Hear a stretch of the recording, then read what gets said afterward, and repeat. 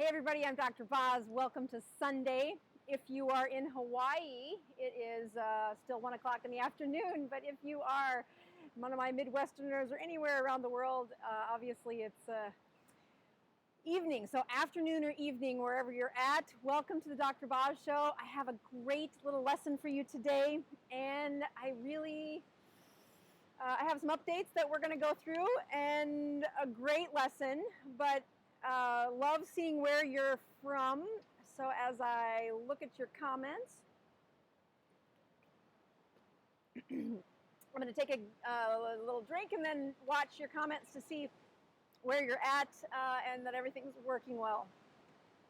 As I look at the week ahead, I have, this is the start of my fast, and I often start by pricking my finger and showing you my numbers, and I'm just making sure that you guys can see me. Hi, just if you guys can see and hear me, just give a shout out. Oh, well, good, but very good. Thank you. It's awesome. All right, so now I can focus on what I need to focus on, which is you guys and educating you on my little lesson. So while I start to prick my finger, I am going to tell you a little bit about my past week and my up week. So this past week was Easter, and about 3 days into the week, my hometown of Sioux Falls, South Dakota, became the #1 hotspot for coronavirus in the world. Thanks to a packing plant that just had some really tough luck of folks being really close together and not having the best of distancing, and bam, that led to them getting infected and many of their families getting infected. So about the time, I'm just going to show you these numbers here. My sugar of 89, my glucose of 0, my sugar of 89, my ketones of 0.7. So about the time we were looking at returning to South Dakota, we decided that would probably not be such a wise idea just yet. The kids' school is still canceled. Finals are in the next week or so for our freshmen in college. And the destination we were headed for is the most infected place per capita in the world last week. So we said, it's really hard to ever complain when you're in Hawaii, so I'm not complaining, but it does sure change, everything. So I just want to say a shout out to everybody that's had some consequences of Corona or COVID-19. We really are praying for everybody to have the strongest immune system. The last few lessons I've given have all been trying to coordinate or lift people from an understanding of, yes, ketogenic diet is more than just weight loss. It is really a strengthening of your immune system. I really liked the lectures over the last couple, but did have some feedback that it was a bit sciencey. So we'll keep trying to teach in a way that you understand, and I really enjoy teaching it, so I think that helps. The next week coming up has some firsts for us.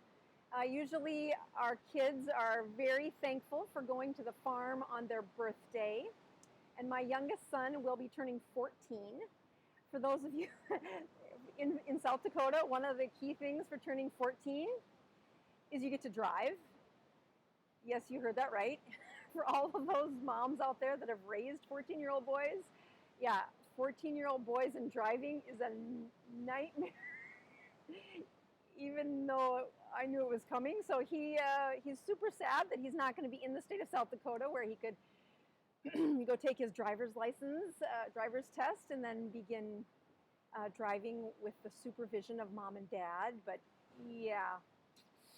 so I'm actually kind of thankful, but he's going to miss seeing grandma and grandpa. We usually have a birthday bash on the farm, but that's not going to happen, and he's not going to get to drive here in Hawaii. I think you don't even get to practice driving till somewhere in your 16th year. So Poor kid, he's super disappointed too. But other things are, we're marching into finals this next week, and I do something I've never done. As many of you know, the first book I wrote was kind of a gift from God. My mother was going through a terrific turning point where she was going to give up on treating her cancer that she'd had for 10 years. And I honestly, as an internal medicine physician, saw that she'd used every angle from the customized Western medicine, looking at her body, looking at her DNA, looking at her cancer. And she was like, I'm done. I've had this for 10 years. I don't feel well. And I don't want to have another round. So as I was studying the ketogenic diet, I had seen just enough information that this is way more than weight loss, I knew, but I was really looking at brain injuries and came across the studies on cancer.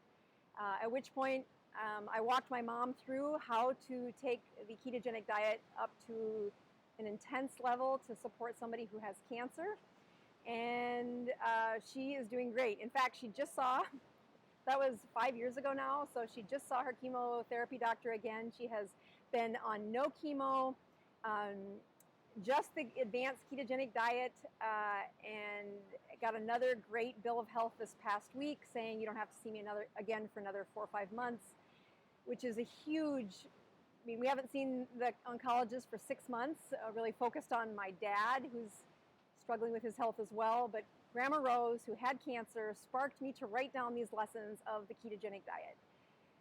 I turned it into a book, and it has really helped so many people that I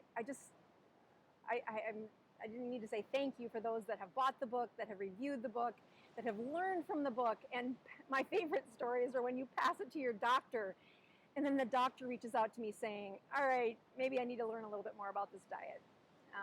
And I'm pretty skeptical at the beginning of that book too, so they can see that, they appreciate that, and it really has been a blessing. But what the book did do is it fell short for a lot of the advanced lessons, a lot of the things that I got right, but I really kept at a very primary level. And some of the hundreds of thousands of people that I've coached through how to use a ketogenic diet in the last 4 years really has taught me this is preventable if you do this and this. So as I've been writing this next book, I learned a lot by just putting a book out there that hadn't really been tested. And as a way to test this book, I'm doing an online course. So I'm going to tell you more about the online course at the end of the show, but I'm really excited. It's a first for me. So my son's birthday is on Tuesday. We are going to open up this course for some students that want to learn online, and we will close the course 5 days later, take those students through the information, and really you will be helping me as I help you hone in this message of how do you teach from beginner to advanced ketogenic science. So I look forward to that. We'll talk more about that at the end and go through some of the details of that. As many of you know, I do a fast every week, and I was going to start by putting this on. Let's see if I can get my little mouse to work here. Let's see here. Oof. Oh, my mouse is being stubborn. Hold on. There we go.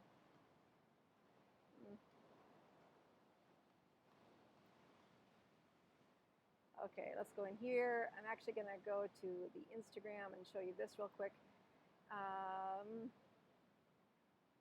Maybe. This is the one I wanted to show you. Okay, there we go.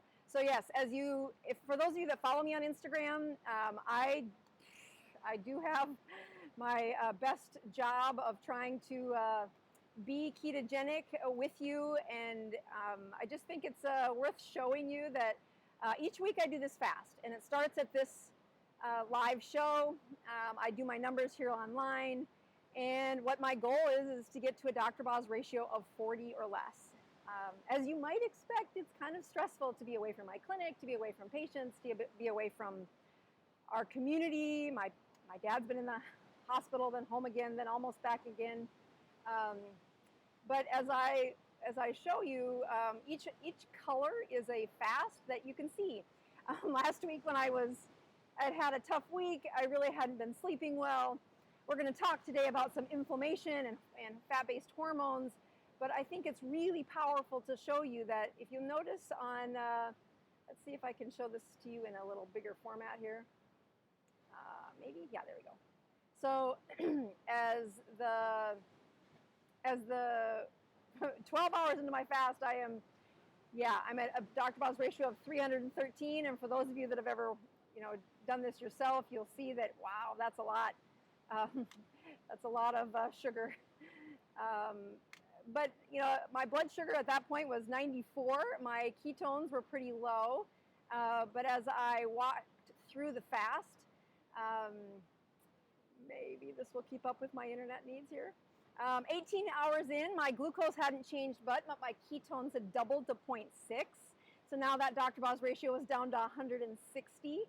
As the fast went on, I got to the 24-hour mark, I think, maybe. As you can see, I don't know if you can see this, but I'm up in the treehouse again. And the reason I'm doing this isn't because it's the most convenient, but because it's the easiest to keep the kids away from what I'm doing and not walking into the camera. There's 4 teenagers now. This might not keep up with what I want. Let's see here. So yeah, you can kind of see there. So at 18 hours, the blood glucose was 86, but the ketones were now 0.8. Actually, that was 18 hours. It was actually blood glucose of 96, and the ketones were 0.6. At 24 hours, I was again at 77. Anyway, a Dr. Boz ratio of only 140. So again, not good numbers. People write in all the time, Dr. Boz, I can't get my ratio down. And I just wanted to take a minute to say, if you follow me on Instagram, when stress is high, when you're not sleeping well, when life is hard, it does take time to get that ratio down. It took me 45 hours to get it down to a 44, Dr. Boz ratio of 44. And although it wasn't quite 40, I did call it good for what I was trying to accomplish. But don't be discouraged. I'm going to show you some of the stories this week of 2 ladies who are trying their darndest to fight off all of the hormones of what it means to be having stress, dealing with stress. We're going to start the play on our little lesson here for today. And they really did have a fear of fat. Both of them do. As you can see, that 45 hours of my fasting really did resurrect my immune system. It did really show me that my autophagy was probably reached. If you read in the comments, my thinking gets so much better when that ratio goes down. And in many ways, I use this fast as a way to say, don't get too far off track. These are some of the things that you're going to learn about in this course that is online, but also in the book that's coming out. And when I look at the fear of fat, it is not just for doctors who've been saying you shouldn't have that much fat. Really, the fear of fat happens in so many of my patients. That I have 2 patients that attend my keto group, and they're both 43 years old. They've been, Sheila's actually been attending for a couple of years, whereas Betsy is rather new. They both are in their early 40s.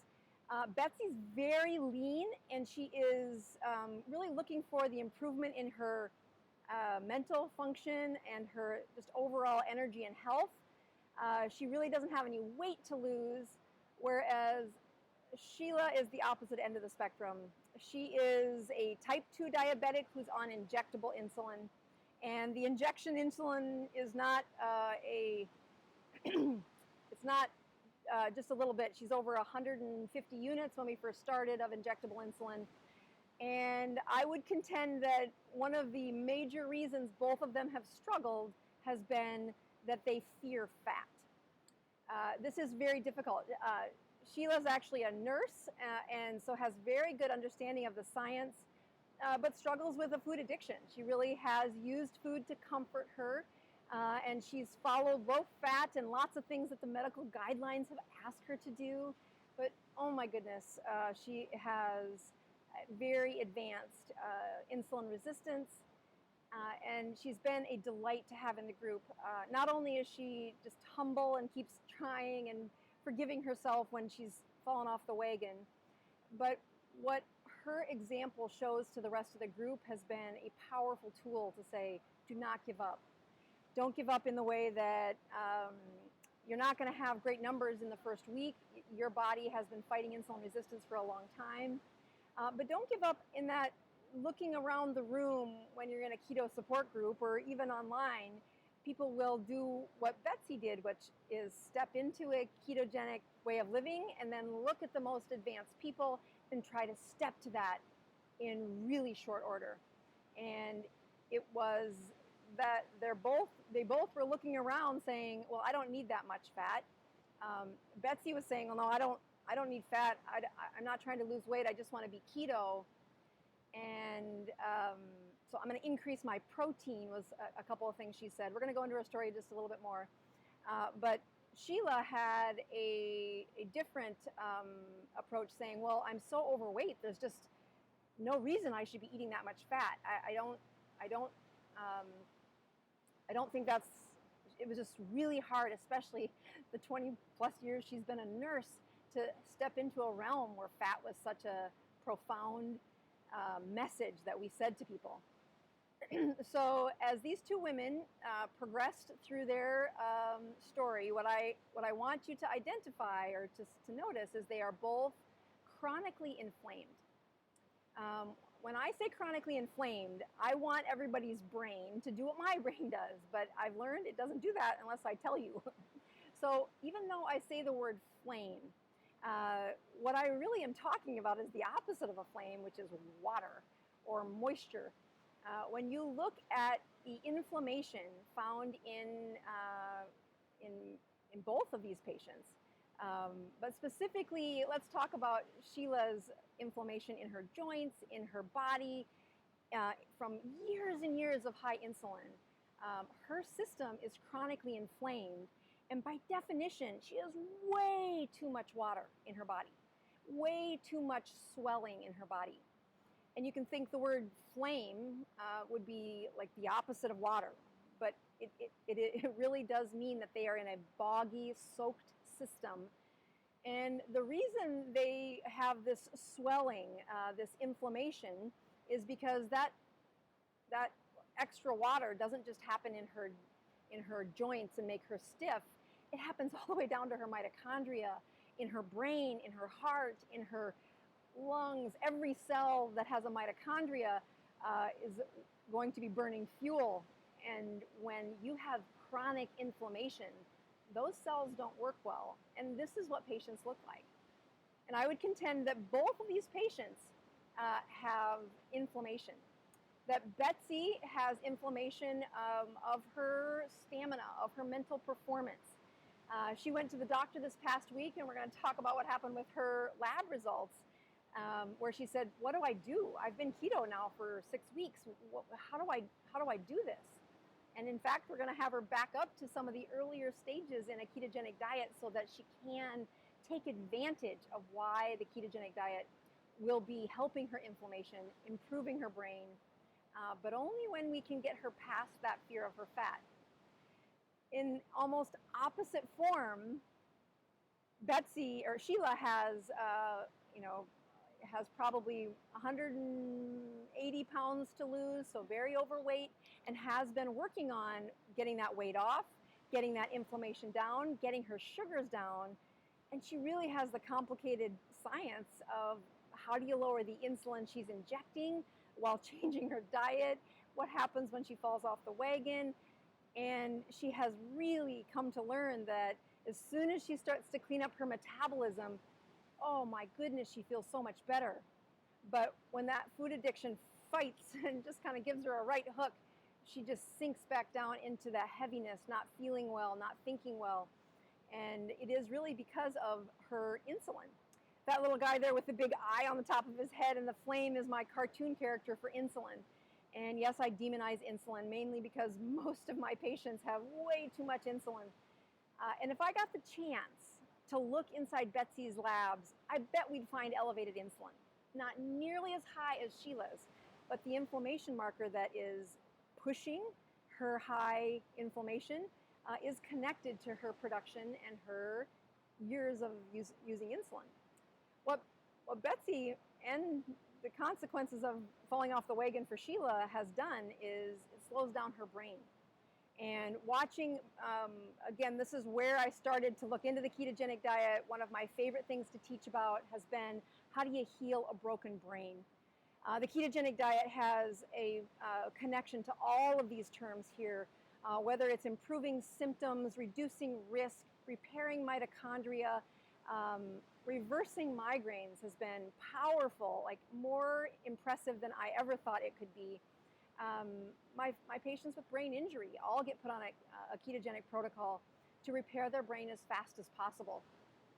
And as I said at the beginning of this, that's where I learned about the cancer research and used it on my mom, who lives today because of her ketogenic diet. She had less than 6 months to live with at the top max of all of her possible Western medicine, best chemotherapy, identically matched to her cancer, and yet still her body didn't have enough fat fuel to fight the infection. Her white blood cells were broken. So as I look at brains, that's really where I want you to be thinking about.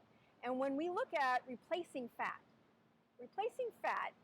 allows you to replace and build ketones. Now these are blue fellas or ketones. And ketones can show up when your body's inflamed, but only when you've reduced your insulin. So for instance, Sheila, who injects, at the beginning was injecting probably 170 units of insulin at the beginning. She came down on her short-acting insulin pretty quickly, but still has at least over 100 units of long-acting insulin that she injects every day. We will get that off the longer she is fueled by fat. But relative to her production of these ketones is what's her insulin. And when her insulin is injected and made by her own body, we will start to awaken her body's ability to fuel with fat, the more ketones she can produce. This is a super difficult concept to grasp. She's a nurse, she's very smart, but to have that sense of how do I build more ketones when I'm injecting insulin, and you've just told me that insulin stops the production of ketones, and I am here to say the power of when you fix that, how do you repair that, is we need less insulin than you produced yesterday. And as she steadily reduces the amount of insulin that she is required to use, she will get to inject less. But boy, oh boy, if there's ever somebody who has to be checking numbers, it is my folks with insulin resistance, especially those injecting insulin while trying to do the ketogenic diet. It's super mandatory for people that they follow their numbers. They know not just what their Dr. Boz ratio is on the days they fast, but really every day when we're titrating off their insulin. And the key was Sheila started out with eating every 2 to 4 hours. She really could not function without those hormones. And we started to show her, yes, you need to eat high fat, you need to add fat to your drinks, you need to add fat to your meals. And she pretty quickly did that. She really loved the taste of sweetness, so she did keep sweeteners in her diet. It was just the best she could do at the time. And as we look at changing her body from fueling on glucose to fueling on fat, it's inside her mitochondria that we were able to gain power.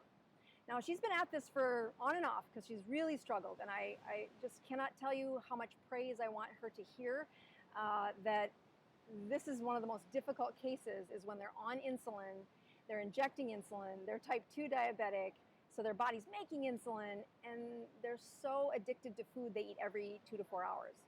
So as we first replaced her fat with all kinds of fat, she probably took 6 or 7 weeks before she said, I really think I feel better.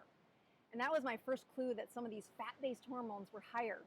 And what I was instantly imagining was how many drips of water are swelling her mitochondria versus how many of those mitochondria were burning fat or ketones.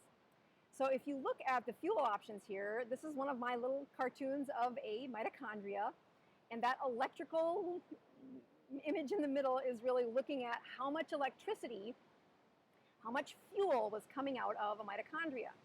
So carbs enter into that mitochondria as glucose, and as that glucose continues along the mitochondria, it is processed, and the electron chain transport uses that to give energy, but the energy is really just like a little quick up and down. It really is not sustained energy. When fat enters the mitochondria, it is burned as a ketone, and my oh my, the difference in the energy that comes out of those mitochondria is not just a little bit, it is longer, it is stronger, but it requires fuel. As soon as you burn through those mitochondria that you've made, it'll go back to using the glucose that's hanging out. So when Sheila would have a improved option, I have that slide, we'll come back here in just a second. When she would have the carbs running through her mitochondria, and you can kind of see that really faint, tiny mitochondria back in the back of that slide. That's what I'm trying to get you to see, is that the energy you get from carbohydrates really was only lasting her a couple of hours. And that's why she was needing to eat every 6 to 8 hours. As you looked at the other options for fat, once she has enough fat around, she could have the fat-built ketones to fuel her for such a long time, so much more energy. And indeed, this is what was happening with Betsy. Betsy had been, she'd been an American, so she had plenty of carbohydrates in her history. But she'd been paleo, and she was very lean. Her mitochondria didn't have near the extra fluid in them, but they weren't very good at fueling from fat. And the number one reason why is that Betsy's supply of ketones was only small. How do I know that? Because her fat-based hormones were in low supply. And this is one of these little bitty secrets that I am going to do a brief job of explaining today. I'm going to do a much better job explaining in this online course, that you do not get to wake up tomorrow and say, I'm keto because of the way I eat. You really have to reset chemistry inside that body to live off of fat. And when we look at what happened with Sheila, she had so much insulin fighting her that it's taken probably 9 months for her to really get to the point where she understands that the key to her fuel is, what does her body say when she's eating? And when she's eating and can feel full, can feel satiety, I don't want her eating again until she feels hunger again. And she has this battle that she fights with on, do you have enough fuel when you're craving? And I would contend that she's learned a lot about cravings, where when food gets in front of her, so let's just back up a little bit. She stepped into the ketogenic diet. She was eating every 2 to 3 hours. We put her on less than 20 carbs a day. She really needed sweeteners to help her. She failed within the first couple of weeks. And then we said, all right, let me introduce you to ketones in a can. And that's that white line below that you can see. For those of you that are looking for that on Amazon, I am so close. I am out of Amazon jail for the process that's happened, and we should be on shelves by Friday. I know I said that 2 weeks ago, but the virus really has changed their warehouse productions. So hang with me there. That ketone product will be there. But this is, again, ketones made in a can. And when she had so much insulin throughout her body, it was just too easy for her body to burn through what few ketones she made and then go back to burning glucose. Let me grab a drink.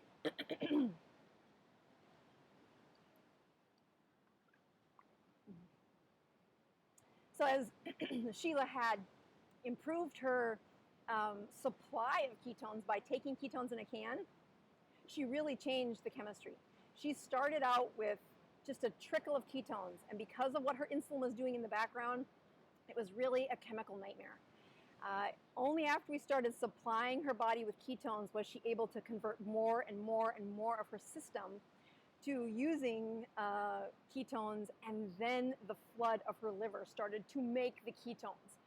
The liver in her body will do a far better job than any supplement out there. But getting her past that first step of, yes, you can make ketones enough to sustain your energy. And as the background chemistry was changing inside Sheila, her addiction to eating so often was difficult. She couldn't let go of eating 4 or 5 times a day still. So we got her down to 3 meals a day, and she could sustain. She says, I'm really not hungry in between. The truth is, I'm just so used to eating that often.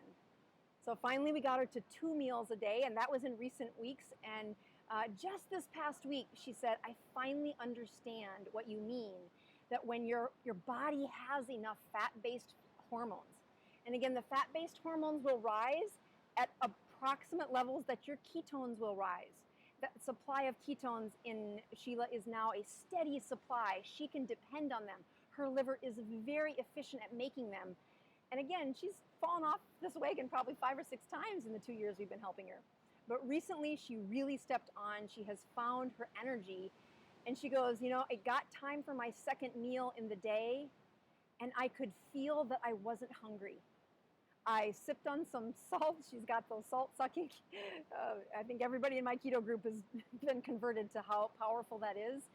So she grabbed some salt, she sucked on the salt, and really said, I could not believe, for the first time in maybe her whole life, she was able to say, this isn't hunger. I really am not hungry. And it was such a breakthrough for her. So at first, her fear of fat wasn't so much that she had struggles eating it, it was she was so patterned to eating her fat-based or her meals so often that the addiction of chewing, of feeling sweetness, of comforting herself, and then that habit of just going to the fridge and opening the door when she was having emotions seemed to be the steering wheel for her whole metabolism. When we focus on Betsy, Betsy had actually been using some MCT oil, and again, that does give her a longer fuel. But this past week, let's go to the next slide. So she had used some of the C8, C10, and I said, you're not going to want a couple of these. You're really going to want to supply the body with quite a few grams of fat, especially at the beginning. And I said, you know, in the studies where we converted someone's brain in 4 days or less, we put people who are struggling with cognitive problems on 30 grams a day. Now, the biggest reason they failed that study is they got diarrhea. That is a lot of fat to swallow in somebody whose body isn't used to absorbing fat. And she really was like, I don't take nearly that much. I feel fine. I don't even feel hungry. And I'm like, I know, but your hormones for fat have been low. And so we talked a little bit about this a few weeks ago. And she says, well, I think I can go at least 1 meal a day. And I said, don't do that, don't do that. What's your cholesterol? Oh, I have really low cholesterol. And she goes, I'm going into the doctor and they're going to do some hormone tests. Now, in my clinic, I don't do these. I have done these, but I have learned there is, first of all, they're super expensive. Many times they're not covered by the insurance. But most importantly, the amount of fat that is in circulation is often just a tiny little glimpse of what I want to know. With each of these hormones, there is a fluctuation that is normal. They go up and down, responding to what your body's asking for. And there are so many ways you can screw up this really expensive hormone test. We've used saliva as a way to suppress the hormone test, or to like average out what are your fat-based hormones in your saliva. We've done some other things that also are a little better at approximating those fat-based hormones. But the truth is, they're really difficult to measure. If there's one test that I do to say, I wonder what your fat-based hormones are, I'll check their vitamin D. So when Betsy showed up, I said, you know, have you ever struggled with vitamin D? She goes, oh, it's terrible. It's in like the low 20s, which it should be 50 or above when it's healthy. So not only did I have that she's fearful of fat, and that's normal, but to get her past this was going to be an education to say, I need your hormones of fat restored. So this past week, she headed to the doctor to get these tests done. And she's like, my cortisol was low. You know, her cortisol was chronically high, but it was not as high as it should be for the stress she was under. Her estrogen and progesterone numbers were both low. All of her fat-based hormones came back with the signal that, yep, we are in low supply. And I would contend you could have told me that. You could have got that from her history. She had a history of just running out of energy, really having that foggy brain that happens in a lot of folks when they've been low fat for a long time. And then you look at her vitamin D, and sure enough, it was low. Checking her ketones when she's, you know, fasted for 24 to 48 hours, you would think that they were like mine were this past week. They were 0.3, 0.5, 0.6, you know, just barely saying that she's in ketosis. And so her ability to make ketones is equivalent to her ability to produce abundant amounts of fat-based hormones. So the parallel that you can grasp when you have ketone measurements and then these super expensive fat-based hormones that really do have evidence behind them. But I contend there's a better way to get there, and that is put them on a ketogenic diet, and you must teach them. This is so important. You must teach them that the fat that comes in their body is there to supply not just how to make ketones. So as she was taking the MCT C8C10, I'm like, you should be taking 12 to 15 of those capsules a day. And there should be butter in your coffee. And you should be 3 meals a day right now. She's like, I haven't done 3 meals a day in, you know, maybe a decade, or I don't know. It's been years since she's done 3 meals a day. I'm like, what I'm looking for is to supply your body with fat, because the only fat your body can use is the C8C10. That we've looked at this on other videos where it's a very special fat that does not go through the absorption, it does not go through the digestion, it is absorbed. But that's kind of expensive, and you don't have to have C8C10 to get this chemistry shift. It just makes it faster.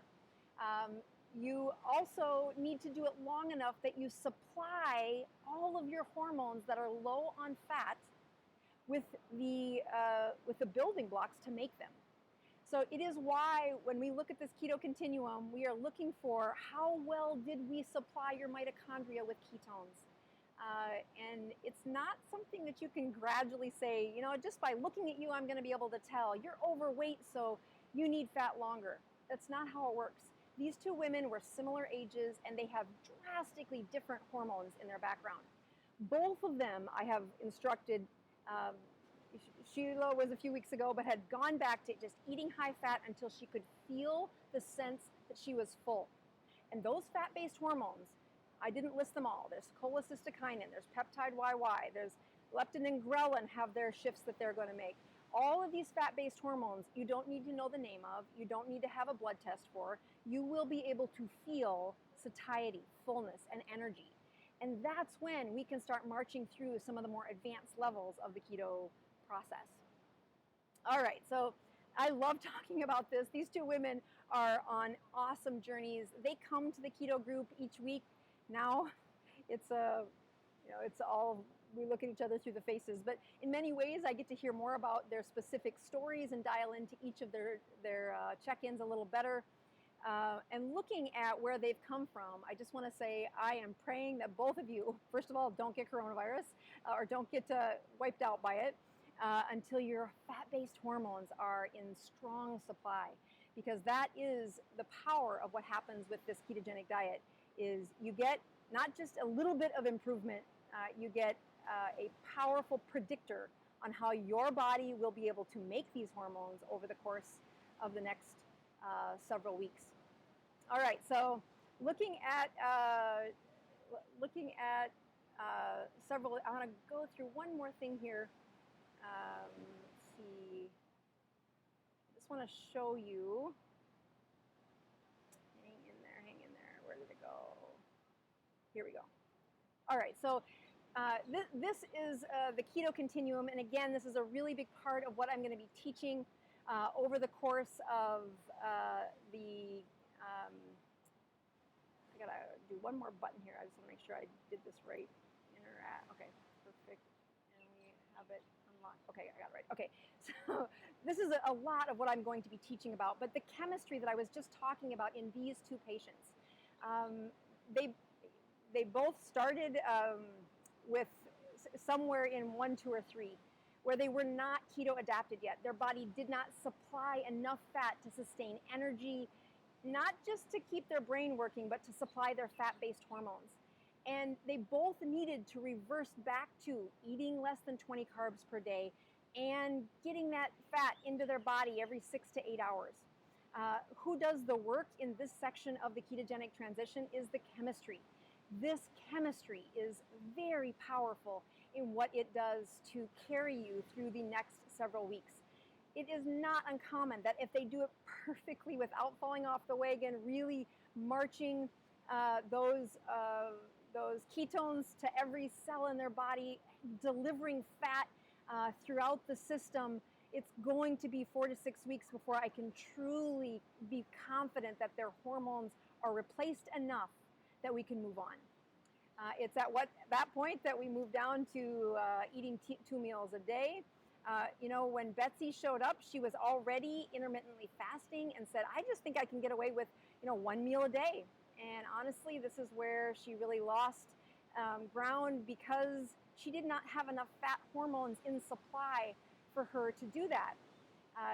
She had said, well, what if I just do a longer fast? And again, I said, don't do that. You do not have enough hormones in supply to really gain the benefit. You're going to have more of a price you pay instead of the benefits of doing a fast.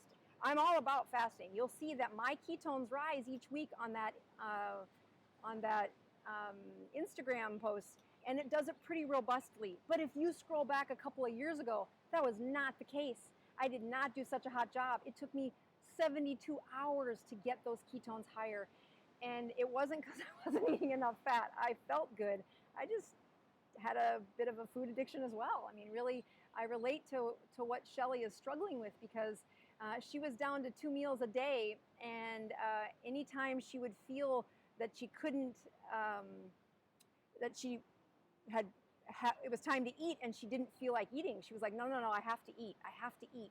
Even though the signal to her system had arrived probably a couple of months ago, where she was she had enough fat-based hormones, she could have done it. But her addiction got in the way of saying, wow, that process of improving her fat-based hormones had been there. But if you look here, I'm just trying to scroll up a little bit here. Maybe that's not going to work. There you go. Scroll up. If you look, there is the psychology. We'll get it there. There you go. That maybe I might not be in this one. Oh, that's what I was trying to get at. That the psychology is what she was really fighting with. That's my mouse is not liking me today.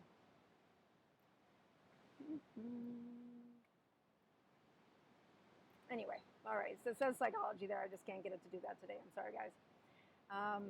So if you look at some of these fat-based hormones, I am going to be the first one to say they feel awesome when they arrive. Do not shy away from having enough fat to get keto adapted. Keto adaptation isn't necessarily a number we look for. It is a set of symptoms that you feel energized. You can feel your body is running off of ketones. And at which point, that's when we step over those thresholds to improve your choices from that point forward. So I don't know if I lost my audience with this. I really love this, and these two patients are super important to me.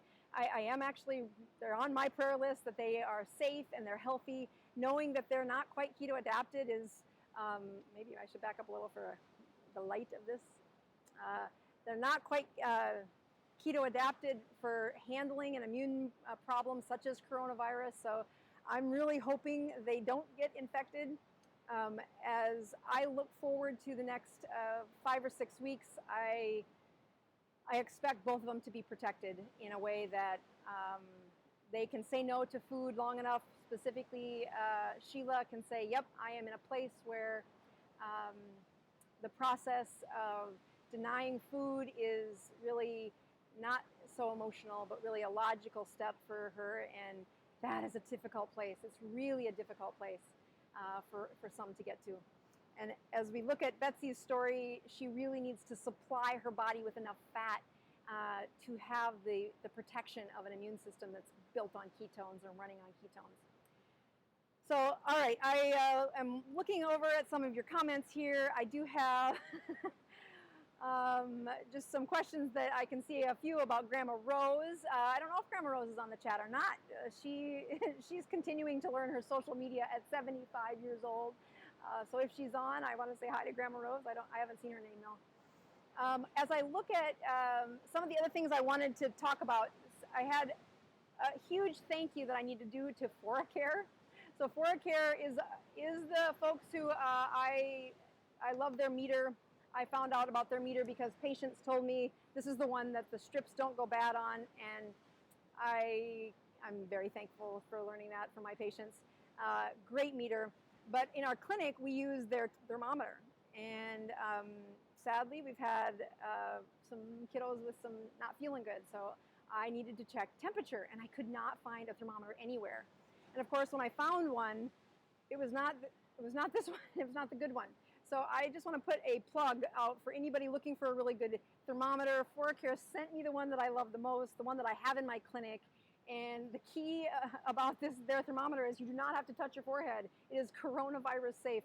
You know, again, in our clinic, we are all about how do you carefully see patients, not just improving the ketones, but also all the other processes that you need to keep track of in a ketogenic journey.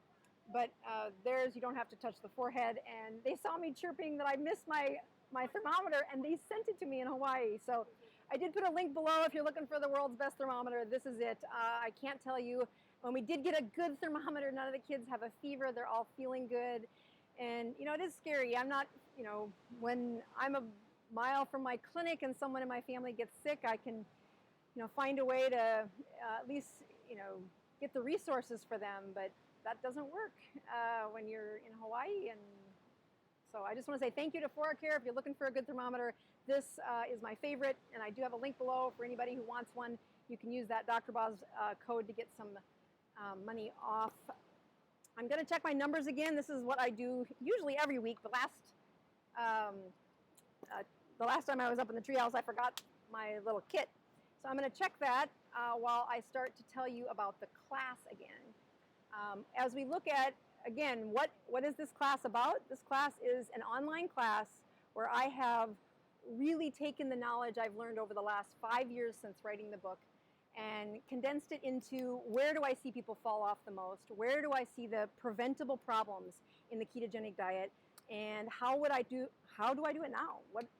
The book is wonderful in that if you don't know about the ketogenic diet, it is an awesome beginner's guide to inspire people that this is way more than a weight loss process. This is way more than just a body figuring out how to make ketones. I'll just give you, so my blood sugar now 81. I can't remember what it was at the beginning. I think it was 79. And my ketones are 1.0. So Dr. Boz ratio of 81. This is where my fast begins. Or I mean, I ate a couple hours ago. So as I look at what I hope to do over the course of my fast, I like my Dr. Boz ratio to get under 40. And because I am very much keto adapted, my system will definitely produce ketones when I stress it. And you'll learn a lot about what that stress looks like, what it feels like in this course. So you're going to see the course open up on Wednesday. If you're looking for the first layer that will get invited, please make sure that you have signed up for our newsletter or signed up for Toxic Traditions. Those are just places where if you've downloaded Fat is Your Friend, 50 Facts About Fat, that's another one of the free ebooks. those people on the email list will get the first wave of inviting people to the class. After that, we'll put it up on Facebook and Instagram to give an awareness that we'll have it open from Wednesday through Sunday, and or until the classes are the seats are full. I have no idea how well this is going to go over. I'm super excited to teach it, and you'll learn all about what the course is really about. On Wednesday, I do a little video, and I've got a page of the facts, but essentially I've got 4 modules of about 30 videos that are very strategic on different phases of the ketogenic diet, really looking at what I've learned, what will be in this next book, and the workbook that I think is going to empower, hopefully, keto coaches to use this. I've made mistakes, and I want you to see what I can see, and that helps more patients than I was ever able to help just one-on-one as a physician. This is a powerful transition of teaching, and you guys are my favorite audience. What a blessing to have such a classroom. But as I get a little more intimate, only this first class will have the one-on-one every week. I will unpack any questions from the curriculum that we covered that week. So you'll have your assignments for each week. You'll get through them on your own pace whenever you can. But then there'll be one time where I answer all the questions related to the content. And I'm not going to do that again. I'll only do that for this first class. I'm really trying to improve the outline of how do you do this the best? How do you not have people like Sheila fall off the wagon so many times because part of what I was trying to teach her wasn't clear enough. When she finally understood why I was so adamant about her fat being high enough for long enough, she wasn't being belligerent not following my instructions. She just didn't understand. And the same thing happened with Betsy. She had no ill will. She wants to feel better. And as I said to her in the first few visits, you got to stick with high fat. You got to stick with high fat. She didn't have an appreciation for why that was so important until this past week when she had fat-based hormones in front of her, and suddenly my education clicked with her. And so I do find that if I look at why these 2 ladies trying their hardest didn't have success right out the gate, it was because of the teacher. And as I get better at teaching and I organize the thoughts, get them in a process that says, don't fail. It is such a powerful step on the other side. And once you get that body keto adapted, unlike being carb adapted, I can have a bad week, and you see in a matter of 40 hours, my body comes back to using and producing ketones like I'm supposed to. That process is something I can depend on because I'm keto adapted, and I am very confident about why and how my body works that way. So I want that for these 2 women. I don't want them having all the sacrifices that they've both gone through to be healthier fall short because the education wasn't quite as on par when they needed it. So to have the book written out would be great, but I'm not there yet. This is me testing to make sure I've got the sequence and enough of the right education for the students that are doing it. So as I look at, is this course for beginners or is it for seasoned?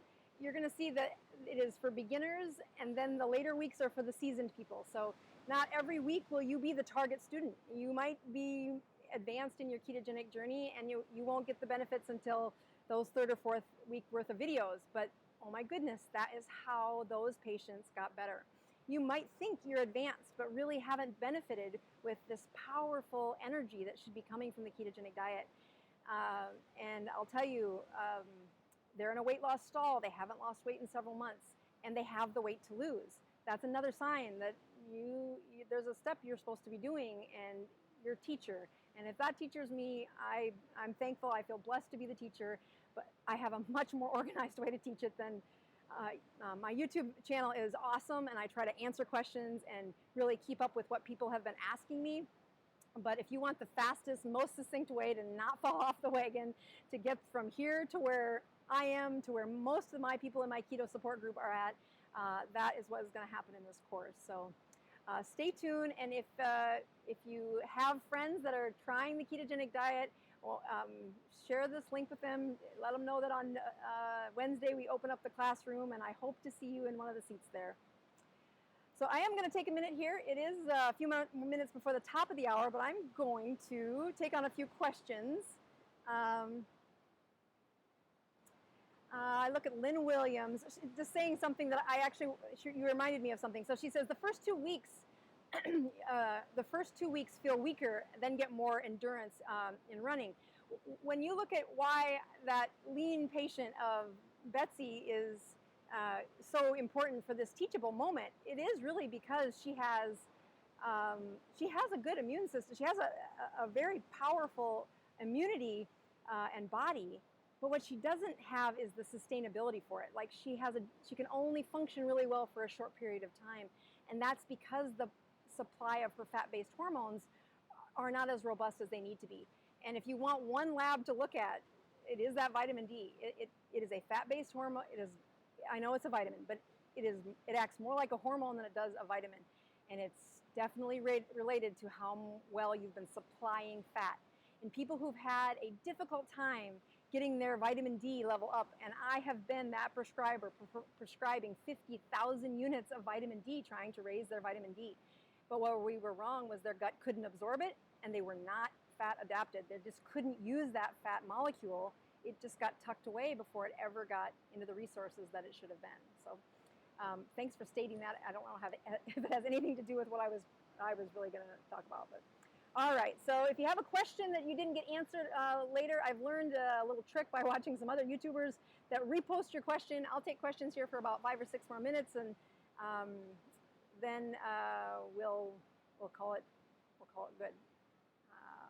Let's see here. So I've also learned that when I'm reading questions, to have them not over on the side is the better way to help people with. The hat works. Well, I'll tell you, out in the sun,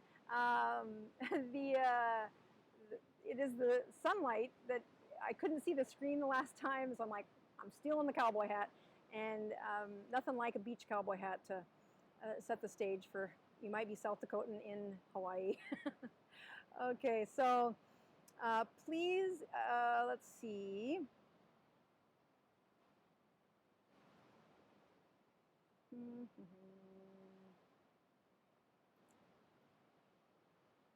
Why do I never get to the point of skipping a meal? Kathy C says that. Okay, so this is a really powerful one. You are going to learn that in week number 2 in the class, so I hope you can join us. But the power of skipping a meal, it is really based on how the 2 patients that I offered today is truly what I was trying to bring home this point, that when people have been trying keto and they just get stuck at this hurdle, one group is not fat adapted. I would say that's where Betsy has been. She has been a low-fat lover. When she first started keto, she said, "You mean just increase my protein?" And as much as we kept saying fat, her brain couldn't get quite around fat at first. She's there now for sure. But skipping a meal is a sense of satiety. You don't get satiety unless you have a high amount of cholecystokinin, of fat-based hormones in circulation. So Kathy C., I would tell you, go back and look at your last set of labs. And if you have a vitamin D level that's under 50, you can pretty confidently say your fat-based hormones are still really low. You can spend the thousands of dollars of saliva tests and such, but what I tell patients to do if you want to know for real, go get a stick of butter. Now, I love it if it's the really good butter, because then it's a little easier to finish this experiment, but you just get up in the morning tomorrow morning after you've fasted because you were sleeping, and you start eating fat. You eat butter, and you just keep eating until you eat the whole stick of butter. And what I want you doing is listening to your body and your system to say, what do you feel like at about the last 3 or 4 bites of that stick of butter? And then what happens to your body after you ate that stick of butter? And you're like, what? Are you serious? I am serious. It's totally what I told Betsy to do this past week. I'm like, I'm not joking. Your body will have a response. And if your gut is not used to absorbing fat, you're going to be in the toilet. You're going to poop out most of that butter. But what happens to most people who've been trying keto and they're just at this kind of juncture where they really don't quite, can't get over the next step, I tell them to do this experiment. And the reason they're doing it is I want them to write down, what does it feel like to feel full? What is the sensation? This is not an experiment you can watch. You have to participate. So as they're eating that stick of butter, some people will say, I got nauseated. And I'm like, that's what cholecystokinin feels like in your body. And then some people say, I couldn't eat another bite. And I said, yep, that's what high fat feels like in your body. The sense of satiety or feeling full has been so long that their body hasn't experienced that. And I'm saying words like, do you feel full? But it's like this cognitive dissonance. They just don't know what I'm saying. And that's why this experiment with eating butter cannot be witnessed. You have to experience it. The feeling inside your body of how does it feel to feel full? And that truly is what we're trying to do. So as much as that's a huge transition inside your chemistry set, it doesn't come with this neon sticker on your head. You have to be able to say, oh, that's what it feels like to feel full. And only when they really have a sense of understanding that chemistry set within their body are we going to succeed at saying, all right, 2 meals a day, and then we march through the next ones. So that's a great question, though, Kathy C. Thanks for asking it. A couple of other things. I've seen like 4 comments saying, what's the best meter? The reason I use the 4-care every week isn't because you need 2 meters to do it. It is 1 meter that 2 sticks go into. The link is in the show notes below. They have been troopers to really give folks discounts with a little promo code. And honestly, I will tell you, I have never had a bottle of their strips go bad, that was the reason I went looking for a good meter. Was in South Dakota, when the strips got too hot or too cold, the whole stinking batch got bad. So some people are asking about the difference between vitamin D and vitamin D3 and D2. I would tell you that yes, they're both fat-based. One of them is absorbed a little bit better. I wouldn't focus so much. I mean, I prefer D3 when I'm really trying to help somebody. It's just one less step, and it's a little easier to absorb. But the key to why ketogenic people do not need as many vitamins and minerals is because their gut, thanks to being keto adapted, seals better. That first few slides I went through where I say the word inflammation, and I have a picture of a flaming insulin. People think that it's the opposite of water, but that water is in every cell. And when the water gets spongy and squishy, that doesn't make your gut lining fit together better. It actually it swells, and there are openings that minerals fit through and the vitamins fit through, and you get, I hate this term, everybody knows that's watched me long enough that I hate this term, you get leaky gut. And leaky gut isn't a thing, it's not a diagnosis code, but you start swelling. Your swelling impacts the lining of your gut. So yes, vitamin D3 is really important. When I look at the things I have my dad taking, it is his D3, K2 D3. Those vitamins are both fat-based vitamins. He has kidney failure and is on home dialysis. And praise God for everybody that the last time I asked you to pray for him, I really thought I would be announcing a funeral. But he has made it. He has done 2 bouts through the hospitalizations and not got coronavirus.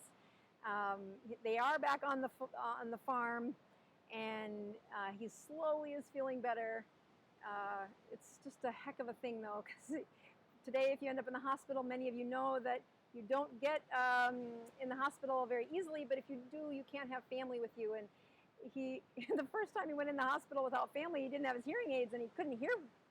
So it was a mess. But anyway, thanks for asking about that. We'll do one more question, then we'll call it good. So let's see. There's a few other folks saying, I struggle with too much weight loss, so they count calories. So again, there is a process that as you age, we really do get protective of patients losing too much weight.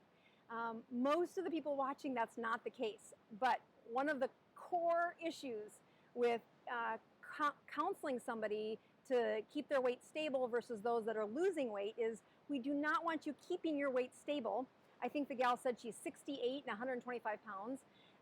She would need to count calories. It's a different chemistry set. She is keto adapted. What I see people doing to keep weight on is they'll carb cycle. And what carb cycling does is it bursts up their insulin. Their insulin sends flames throughout all of their body, their immune system, their brain, their heart. We do not want you doing that if you've had struggles with insulin before. It really stops the progress of cleaning up those cells, of cleaning out autophagy. When patients are saying, Doc, I don't want to lose any weight, I'm keto and I don't want to lose any weight, I'm like, okay, no problem. Losing weight is a very big part of the first few phases of the ketogenic diet. But if you are blessed to not have to lose weight at this point, great. That's who counts calories. You'll also see down below that I insist, this is a new, and you'll hear a lot about this in the course, I really insist on people using that chronometer app. My biggest fails as a physician helping somebody with a ketogenic diet has been when I missed a micronutrient, or their tracker just wasn't as accurate as I needed it to be to make the best advancements. So in the name of those patients that I wish I would have had a chronometer meter, I have made it my #1 go-to. The link for that is below. It is free. Download that, use it on your phone. If you're going to train yourself to keep track of things, and if you are a coach, my goodness, use this tool. It really empowers you as a coach. There's a way that you can synchronize and watch patients, especially during those critical times when you're asking them to change behavior. You can be their accountability through that app, and it is super quality tracking, which I'll tell you in the name of a couple of patients that had some serious struggles. This is why I recommend that app. So, all right, that is a little more than I wanted to do as far as the time. I just want to say God bless all of you who are watching. I hope to see people sign up for the course on Wednesday. I can't wait to be your teacher. I still have a ton of things to get done before Wednesday, so pray for me that I do that. I'll stick around and answer a few questions after this is offline if you want to stay and watch that. God bless you. See everybody Wednesday, and then I will see you next Sunday on our live.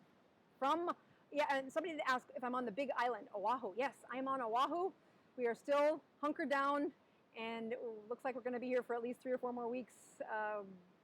God bless Hawaii. See you next week, guys.